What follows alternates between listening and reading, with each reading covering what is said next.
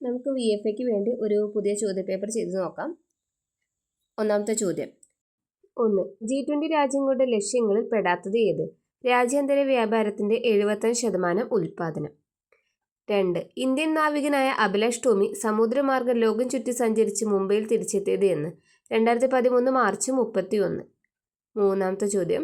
സമപന്തി ഭോജനം സംഘടിപ്പിച്ച സാമൂഹ്യ പരിഷ്കർത്താവ് വൈകുണ്ഠ സ്വാമികൾ. 4. താഴെ പറയുന്നവയിൽ ഉഷ്ണമരുഭൂമിയിലെ ഗോത്രവർഗങ്ങൾ ഏതെല്ലാം? ബുഷ്മേൻ, ത്വറേക്ക്.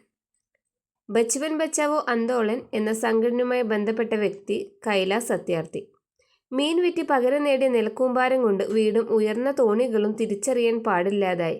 ഈ വരികൾ ഉൾക്കൊള്ളുന്ന സംഘകാല കൃതി തിരിച്ചറിയുക. പുറനാനൂറ്. ഉൽപാദനത്തിന് ഉപയോഗിക്കുന്നതും കാണാനും സ്പർശിക്കാനും കഴിയുന്നതുമായ മനുഷ്യനിർമ്മിത വസ്തുക്കൾ. മൂലധനം. 8ാമത്തെ ചോദ്യം. 2022 ഫിഫ വേൾഡ് കപ്പ് ഫുട്ബോളിൽ ഗോൾഡൻ ബൂട്ട് ലഭിച്ച കളിക്കാരൻ ആരാണ്? Kylian Mbappe. ഉൽപാദനത്തിന് ഉപയോഗിക്കുന്നതും കാണാനും സ്പർശിക്കാനും കഴിയുന്നതുമായ മനുഷ്യനിർമ്മിത വസ്തുക്കളാണ് മൂലധനം. 8ാമത്തെ ചോദ്യം. 2022 ഫിഫ വേൾഡ് കപ്പ് ഫുട്ബോളിൽ ഗോൾഡൻ ബൂട്ട് ലഭിച്ച കളിക്കാരൻ കിലിയൻ എംബാപ്പെ. 9. 2013 സൗരയൂഥത്തിലെത്തിയ വാൽ നക്ഷത്രം ഐസൺ. 10. മധ്യകാല യൂറോപ്പിൽ സ്പെയിനിൽ നിലനിന്നിരുന്ന സർവകലാശാല ഏതാണ്? പാർമ.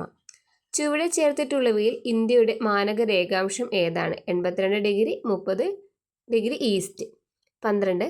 ഇന്ത്യയിൽ കൂടി കടന്നു പോകുന്ന പ്രധാനപ്പെട്ട അക്ഷാംശ രേഖ? 23 ഡിഗ്രി 30 നോർത്ത്. 13ാം ചോദ്യം. ഇന്ത്യയുടെ അക്ഷാംശീയ രേഖാംശീയ വ്യാപ്തി ഏകദേശം എത്ര കോണീയ അളവാണ്? 30 ഡിഗ്രി. 14. ഹിമാനിയുടെ കനമേറിയ ഒരു നിക്ഷേപണ ഭൂരൂപം? കരേവ. ഹിമാനിയുടെ കനമേറിയ ഒരു നിക്ഷേപണ ഭൂരൂപം കരേവ.